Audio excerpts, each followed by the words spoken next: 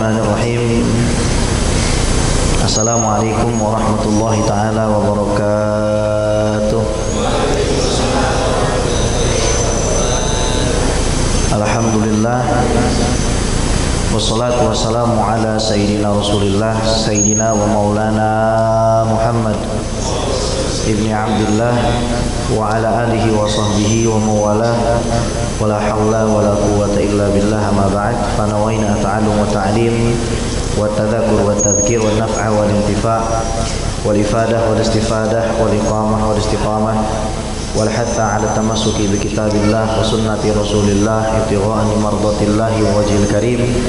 Allahumma faqihna fid din wa 'allimna ta'wil waj'alna minal ladzina yastami'una al-qawla fayattabi'una ahsanah. Allahumma arinal haqqa haqqan warzuqna ittiba'ah wa arinal batila batilan warzuqna ijtinabah wa adkhilna bi rahmatika fi ibadika salihin. Rabbi zidna ilma warzuqna fahma. Subhanaka la ilma lana illa ma 'allamtana innaka antal alimul hakim. Amin. Alhamdulillah, setelah 30 tahun saya tidak datang ke sini. 30 tahun 2 bulan. Bener gak? Hah? Bener gak, Bu? Ya bener gak? 30 tahun 2. Udah lama banget rasanya, 30 tahun gak kemari. Alhamdulillah. Sekarang mah tetangga kita, deket doang. Loncat juga nyampe. Dulu mah jauh banget. Ya, sekarang alhamdulillah udah dekat. Alhamdulillah. Allah Subhanahu wa taala kasih kita keberkahan, kasih kita izin untuk kumpul di rumahnya Allah. Artinya kita diundang ke rumahnya Allah. Kalau diundang ke rumah presiden, gubernur, kita udah senangnya minta ampun, dikasih duit juga kagak. Diundang doang, ngapain? Bener nggak? Tapi kalau datangnya ke rumah Allah, nggak mungkin pulang dengan tangan hampa. Nggak mungkin, mustahil. Orang datang ke rumah Zat yang memiliki langit dan bumi, nggak mungkin keluar dengan tangan hampa. Amin Allahumma amin. Itu husnuzon kita kepada Allah. Jadi malam hari ini kita belajar sama-sama. Pertama adalah untuk memperbaiki prasangka kita kepada Allah Subhanahu wa taala. Baiknya prasangka Anda kepada Allah itu adalah titik tolak berubahnya hidup Anda. Buruk sangka seseorang kepada Allah itu juga titik tolak hidupnya menjadi lebih buruk. Buktinya Allah Subhanahu wa taala berfirman, "Anna 'inda dhanni 'abdi bi." Saya adalah tergantung prasangka hamba saya kepada saya. In dhanna khairan falahu wa in dhanna syarran falahu. Kalau dia berprasangka baik, itu adalah kembali kepada dirinya. Kalau dia mau berprasangka yang jelek-jelek, itu juga kembali kepada dirinya. Saya ajari nih satu kalimat. Satu kalimat yang biasa saya dengar dari orang-orang dan ulama di Mesir.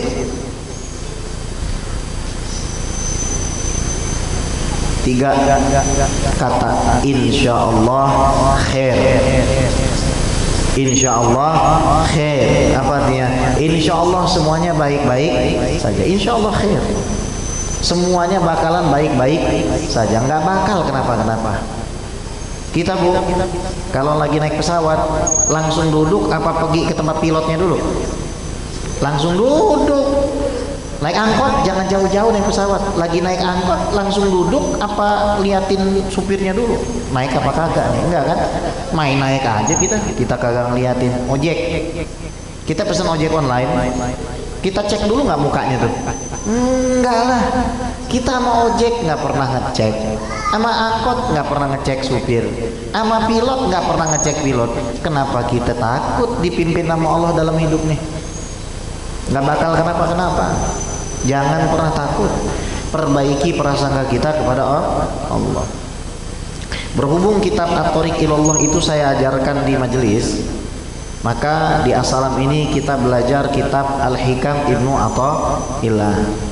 Sederhana, kalimatnya ringkas, tapi berasal dari lautan dan samudra ilmu yang tidak ada batasnya.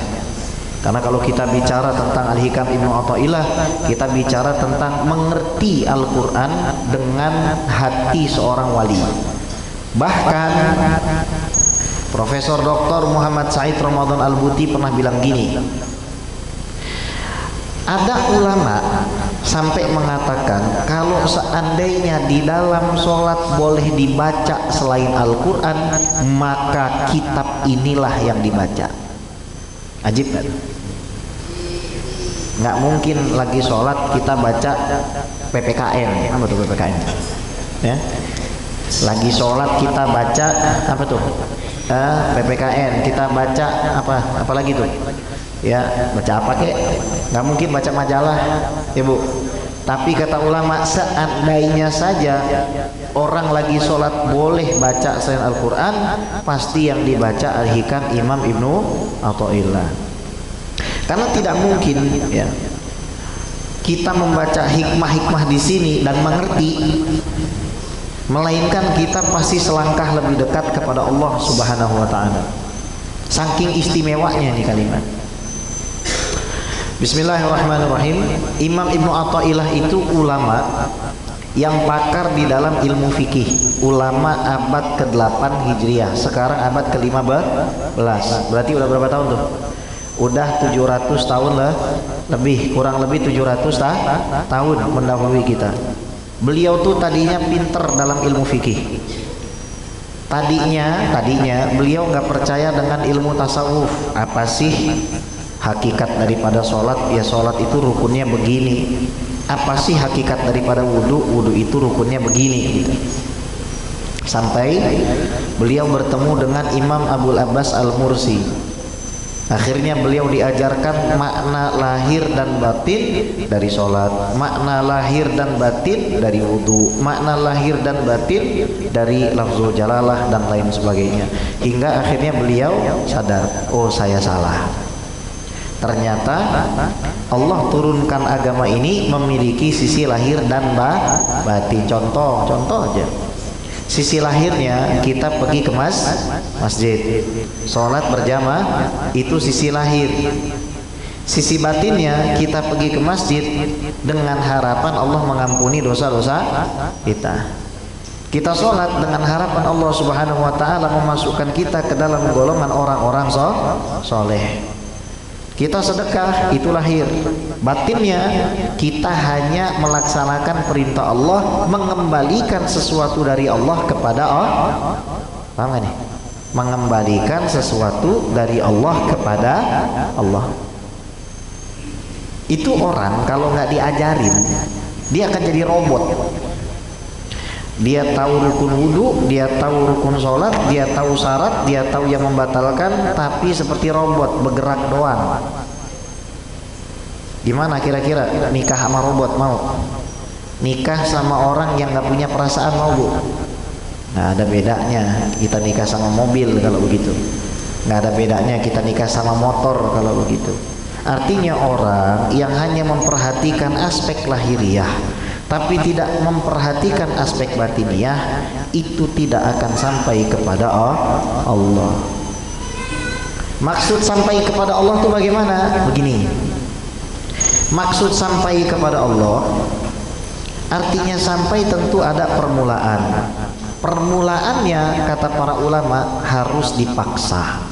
Kata Syekh Abu Bakar bin Salim, orang yang tidak berjuang di awal tidak akan sampai kepada Allah. Kesimpulannya, mau sampai kepada Allah itu harus ada paksaan di awal.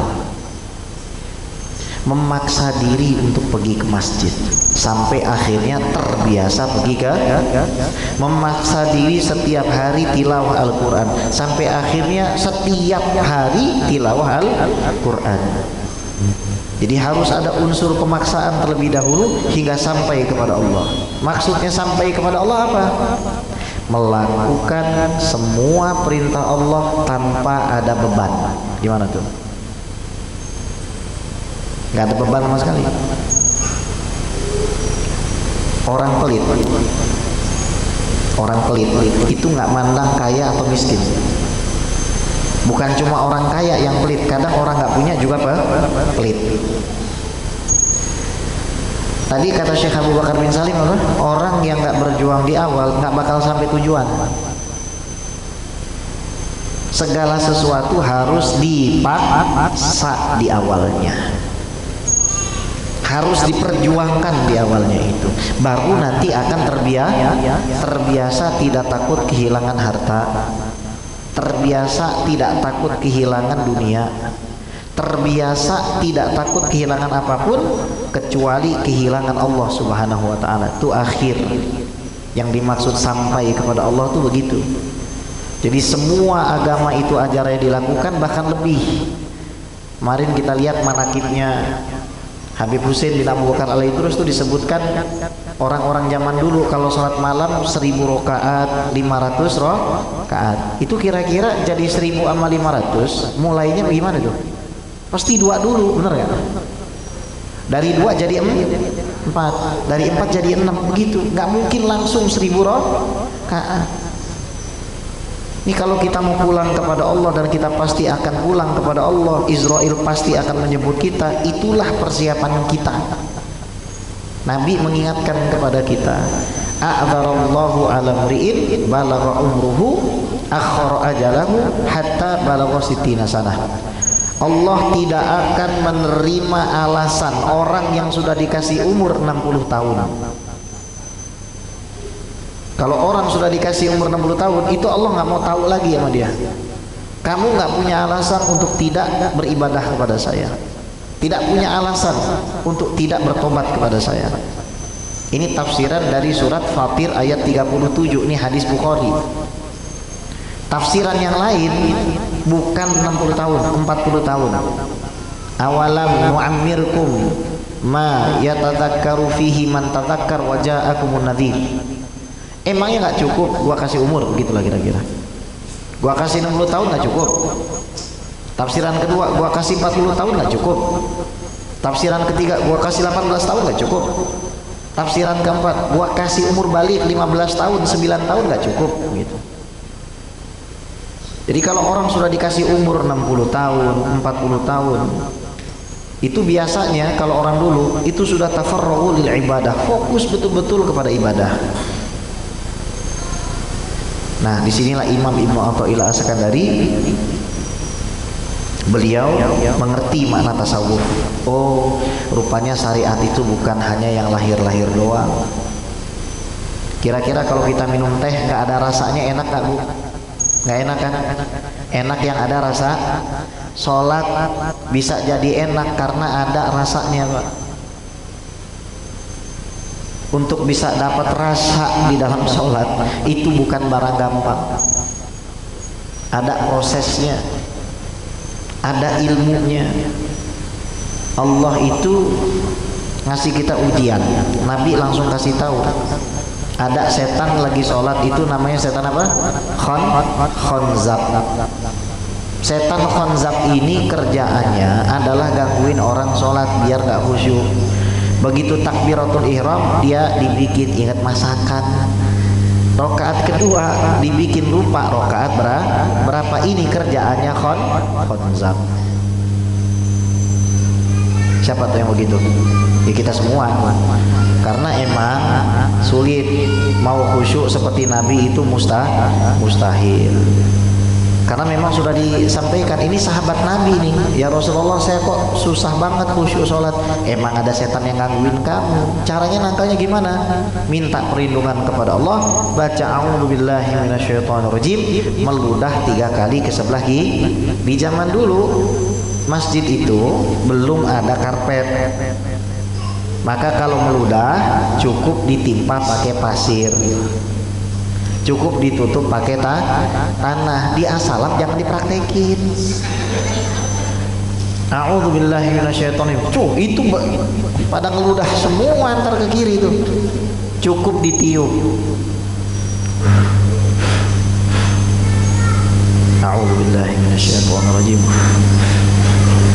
Itu langsung dari Nabi sallallahu alaihi wasallam, enggak usah pakai ijazah lagi tuh. Ya. Nanti kita panjang kalau bicara tentang sholat, nanti ada waktunya gitu. Nah, orang yang seperti ini nulis kalimat-kalimat hikmah yang luar biasa. Yang pertama, wa bihi ilaihi qala min alamati li'timadi 'ala al-amal musanur raja' inda wujudi zalal.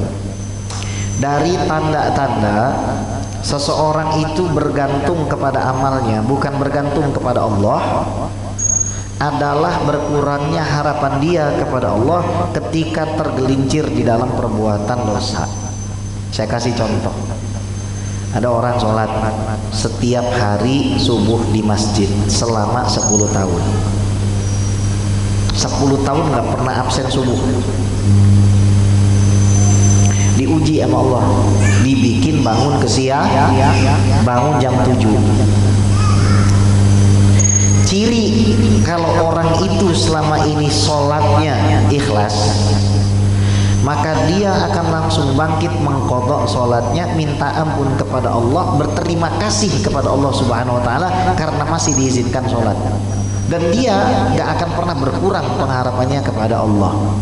Sebaliknya, ciri orang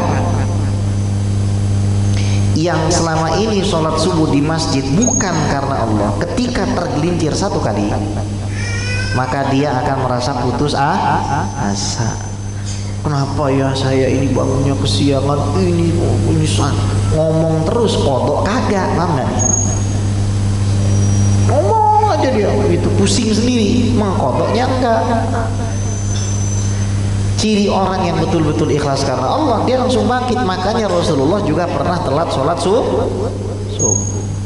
Apa yang dilakukan Nabi? Langsung mengqadha sholat, berharap hanya kepada Allah, bukan kepada amalnya. Sampai Nabi mengatakan kepada para sahabatnya, la yudkhila ahadakumul jannah amaluhu. Gak ada siapapun di antara kamu yang masuk surga dengan amalnya. Wala anta ya Rasulullah. Apakah dirimu juga begitu ya Rasulullah? Wala ana, saya juga begitu. Bayangin Nabi Muhammad Sayyidul Anbiya wal Mursalin yang amalannya paling top, paling istimewa, bilang saya nggak masuk surga dengan amal saya. Illa ayyataghamadani Allah birahmati, kecuali karena Allah merahmati saya. Nabi sholat sampai kakinya bengkak, perang hartanya habis, keluarganya dikorbankan di jalan Allah, Siti Khadijah meninggal, pamannya meninggal, anak lakinya tiga-tiganya meninggal, hidupnya miskin, gak karuan, kadang-kadang gak makan dan lain sebagainya.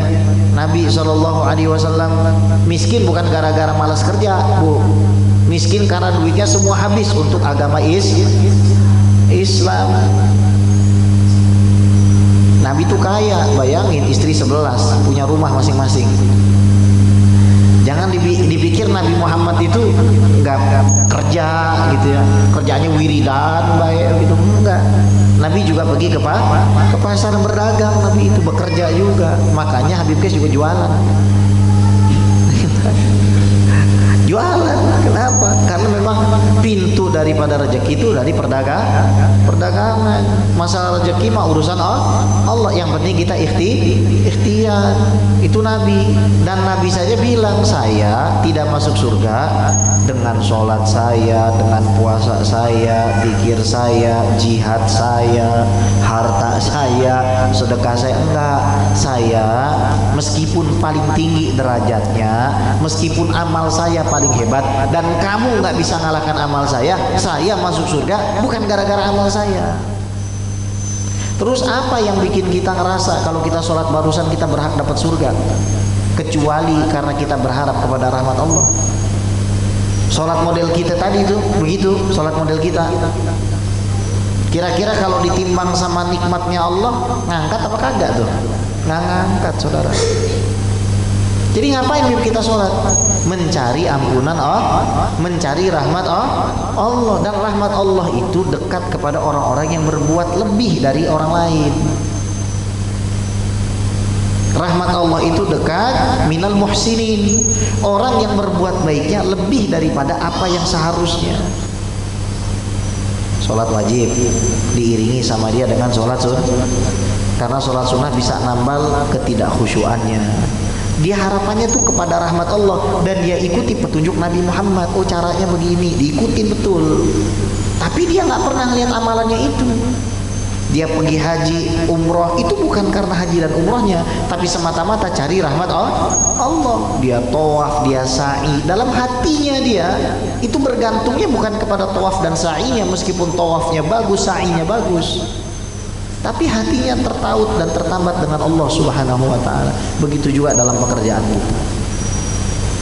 Wa qul i'malu, dalam Al-Quran, bekerjalah kamu, bekerja yang rajin, nutut ilmu yang rajin, ngurus masjid yang rajin, berdakwah yang rajin, tapi hati kita tertambat hanya kepada Allah. Ya Allah, saya ngurus Masjid As-Salam, saya ngurus Majelis Fatimah Karimah, ini hanya wasilah saya untuk sampai kepadamu. Ya Allah, tidak pernah sedikit pun hati saya bergantung kepada apapun dan siapapun selain Engkau. Tidak kepada sholat, tidak kepada puasa, tidak kepada zikir, melainkan sholat, puasa, zikir, kita menjalankan perintah Allah, memantaskan diri mendapatkan rahmat Allah. Dulu dikisahkan tuh, ada orang sampai di yaumul hisab, dihisab, dia dimasukin surga dengan rahmat Allah, nggak mau. Alasannya apa? Saya 70 tahun udah ibadah, masa saya masuk dengan rahmat bukan dengan ibadah? Ditimbang dengan 1 biji bola mata, bisa? Nggak bisa, masih berat 1 biji bola mata. Ini orang yang 70 tahunnya puasa, Pak. Ini orang yang 70 tahunnya sholat. Ini orang yang 70 tahunnya sedekah, tetap nggak bisa mengalahkan nikmat mata yang Allah berikan. Maka munajat-munajat kita, doa-doa kita, wallahi itu lebih baik daripada pemberian yang Allah berikan kepada kita belakangan. Ketika Anda berdoa, ya Allah ampuni saya, 3 detik itu lebih berharga daripada ketika antum doa punya mobil baru, antum dikasih mobil baru itu. Lafaz doa kita, sholat kita, itu kalau ditimbang, kalau betul-betul hati kita terikat dengan Allah, ikhlas karena Allah Subhanahu wa ta'ala, itu kita nggak bisa bayangkan pahalanya seperti apa itu. Karena Allah sudah janji dalam Al-Quran, innallaha la yudhi'u ajra man ahsana amala. Saya, kata Allah, saya nggak bakal ngilangin kok pahala kamu. Wa ma taf'alu min khairin fa innallaha bihi alim. Dan tidaklah kamu melakukan satu sedikit pun itu kebaikan, melainkan Allah itu tahu. Bisa kebayang nggak nih, Nabi sampai bilang, kamu setiap hari itu jangan remehkan perbuatan baik, kata Rasulullah.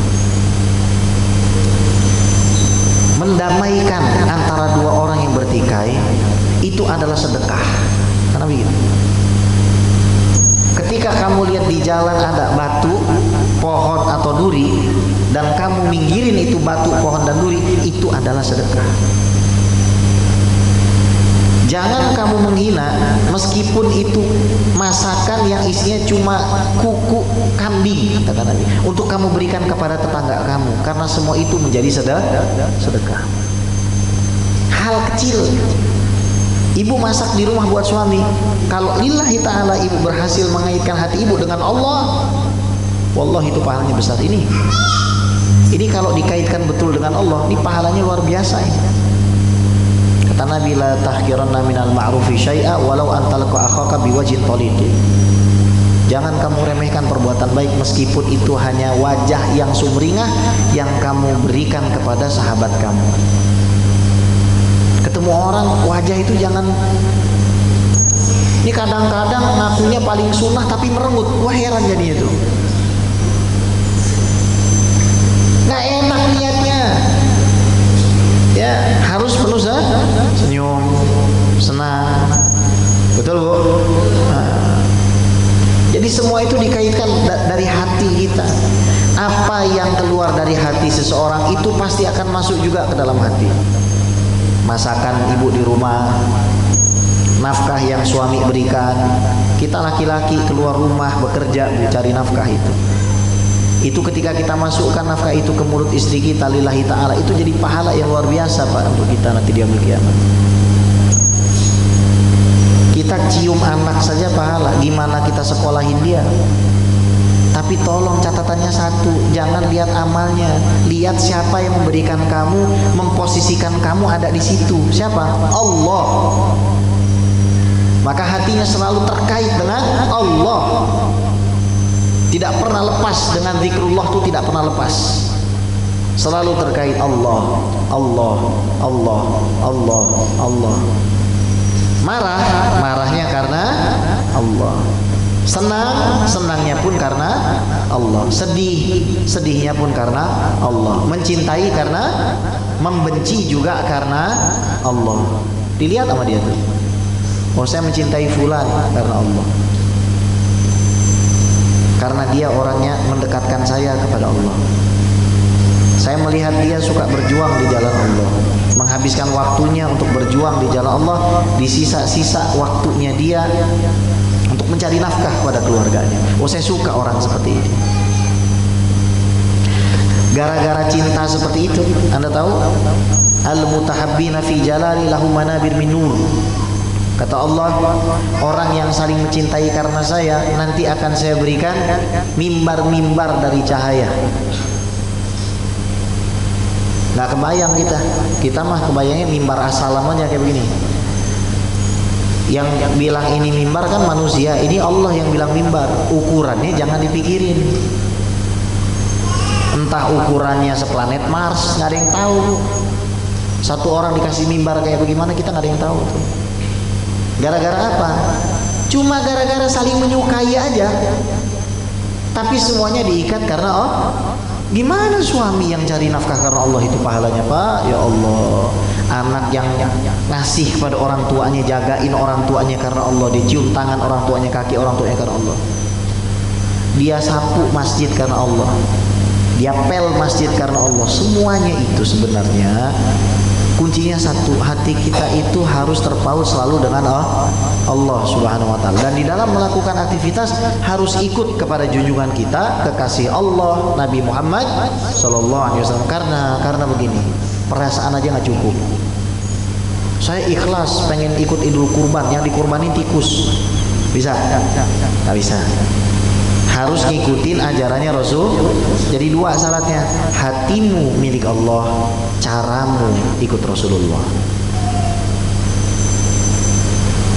Jadi mau itu office boy, satpam, ojek online, ustadz, guru SD, dosen, presiden, yang akan dilihat Allah tuh apa sih? Hatinya dia. Allah nggak ngelihat fisik kamu, nggak ngelihat baju kamu. Nanti yang saya hisap adalah hatimu. Selama ini kamu sholat karena saya atau bukan? Saya kasih satu contoh lagi. Ada orang puasa Daud 80 tahun, Pak.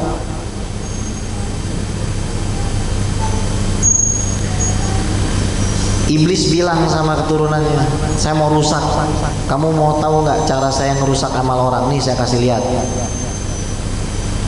Orang lagi puasa Daud, udah 80 tahun puasa Daud. Orang dulu umurnya panjang. Dia beli daging. Iblis nyerobot, nyamar dia. Terus iblisnya teriak-teriak, saya ini lagi puasa, saya harus duluan.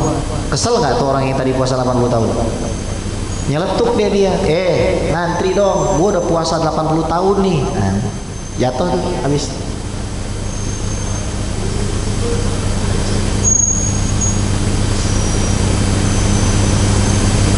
Kesian nggak? Saya balik deh. Ada orang berzina 80 tahun. Berzina 80 tahun, berzina terus. Saya balik aja nih. Tapi suatu hari dia ngelihat ada anjing haus sampai menjilat-jilat tanah. Dia terjun ke dalam sumur, dia ambil air untuk si anjing, dia tobat. Begitu loh maksud saya. Boleh sholat rajin, tapi tolong salah kalau kita ngandelin itu. Kerja boleh ngoyo, salah kalau kita ngandelin itu. Hati kita ini jangan milik pekerjaan, jangan milik corporation. Hati kita milik hati kita hanya terpaut dengan cerdas, ya, pinter, iya, bagi waktu, iya. Tapi hati itu selalu berputar Allah, Allah, Allah, Allah, Allah, Allah, Allah, Allah, Allah, Allah, Allah, Allah, Allah, Allah, terus begitu. Enak kamu begitu, Bu?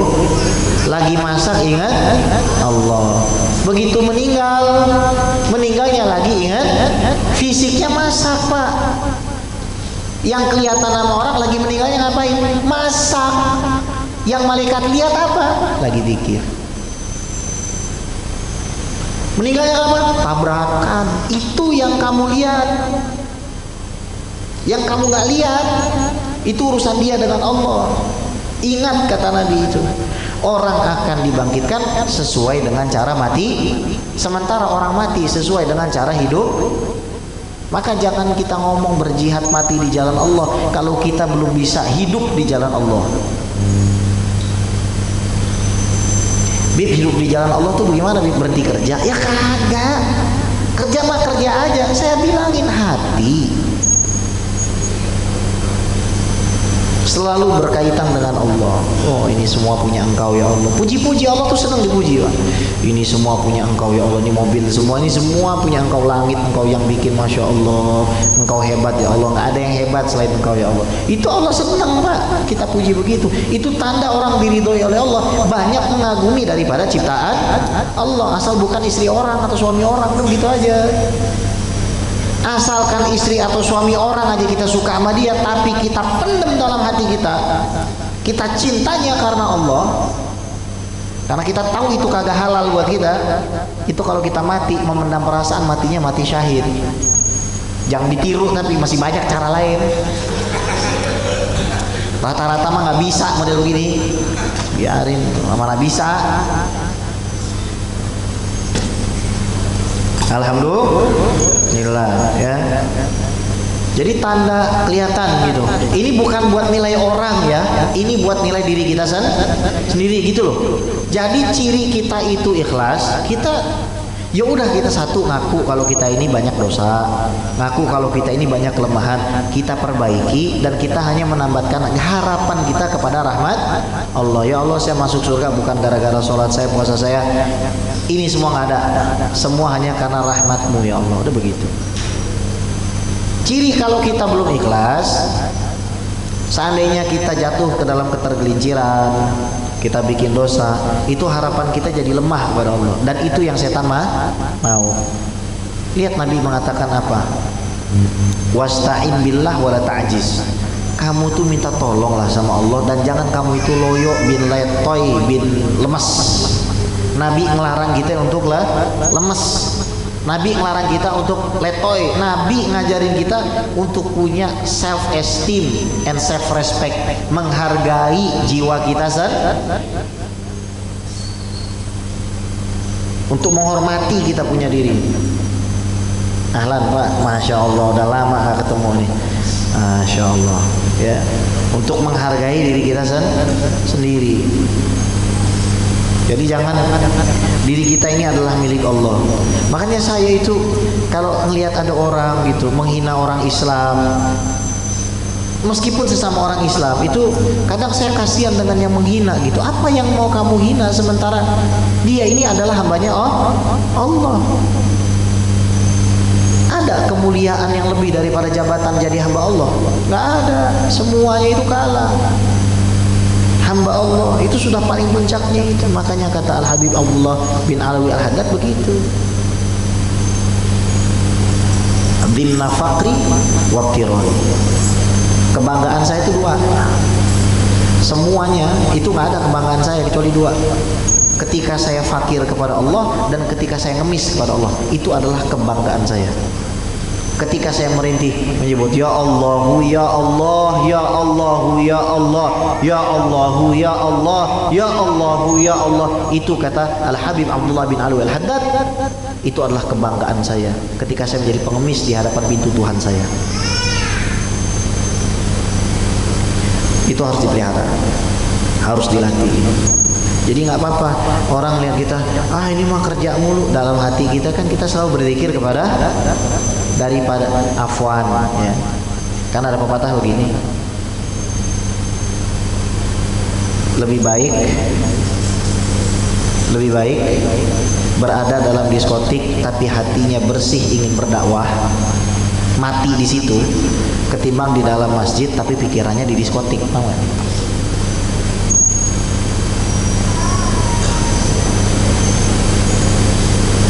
Saya ulangin ya.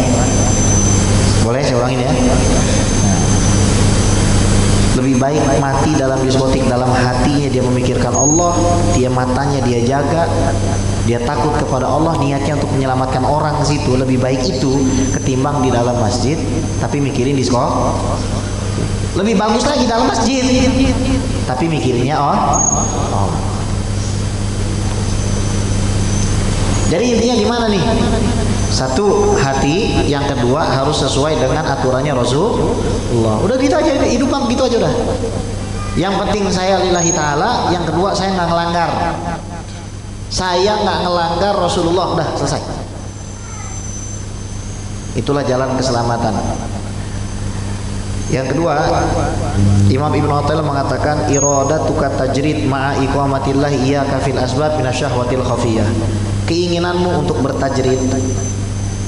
Tajrid itu begini Bu, seperti Siti Maryam, sholat doang, ngaji doang, puasa doang, tiba-tiba makanan datang Kalau kamu pengen jadi Siti Maryam, sementara kamu masih dijadiin orang asalam kimia farma, tiap hari harus lewat parung serap, itu namanya kamu bersyahwat. Saya ingin berzikir aja Bib, saya tidak mau kerja, saya tidak mau kecuali dapat isyarat. Afwan, ini nggak sembarangan orang begini. Isyarat itu datang kepada orang-orang soleh. Kadang dari kakeknya datang ke mimpi, kamu berhenti kerja, udah fokus zikir aja di rumah.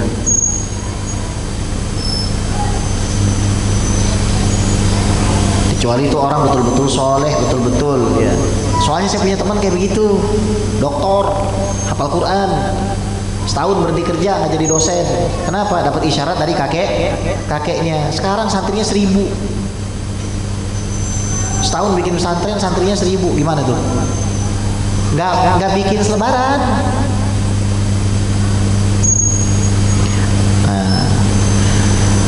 Ini ada orang-orang yang memang dikasih posisi begini. Nah kalau kita posisinya masih cari duit, ya udah jalanin aja. Kenapa? Karena sejatinya nggak ada bedanya.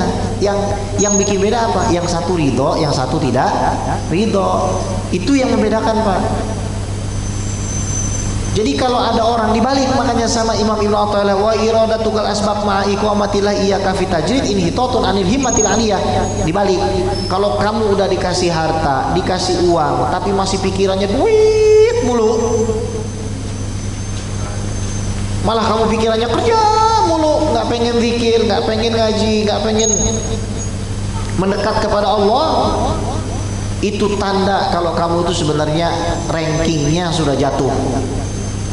Kalau yang tadi syahwat, pulang ke rumah bukannya cium istri, cium anak, wiridan. Waduh, kerja satu istri dicuek. Nah, ini orang nggak paham. Ini orang punya syahwat. Biasanya nanti ditekel sama Allah begini, lemes.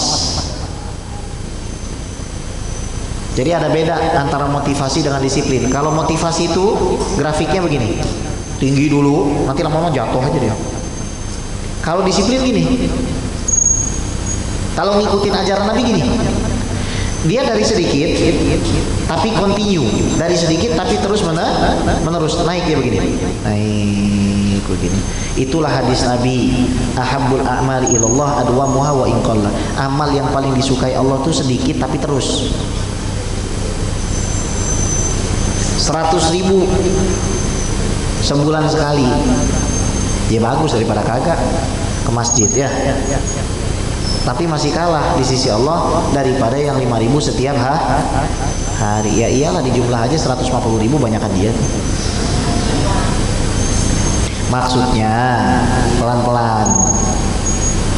Habis sholat isya kita nggak sanggup nanti malam sholat tahajud, ya udah 2 rakaat aja qiyamul lail sama 1 witir selesai. Terusin aja sampai sebulan, 2 bulan begitu continue. Nanti lama-lama nambah sendiri tuh. Nambah sendiri jadi 41, 5 jadi 61, 81.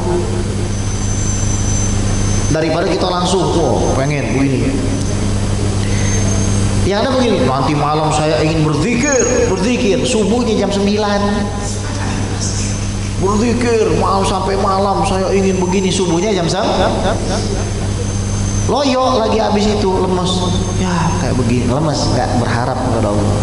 Kalau emang jujur dia berzikir sampai malam, dia bangun jam 9, besok dia berzikir lah, akan berusaha untuk bangun tepat waktu, bukan menyesal dia. Itu loh caranya memahami. Oh, berarti konsep ibadah tuh kayak begini ya. Ternyata saya jadi apapun saya bisa beribadah kepada Allah Subhanahu wa taala. Jadi ustadz, jadi habib, jadi kiai, itu nggak boleh ngejek orang yang lagi bekerja. Dibilangin, anak bilangin tadi kan udah bilangin. Lebih baik mati lagi di kamar mandi pakai kolor doang, tapi hatinya ingat Allah, ketimbang pakai sorban hatinya ingat maksiat.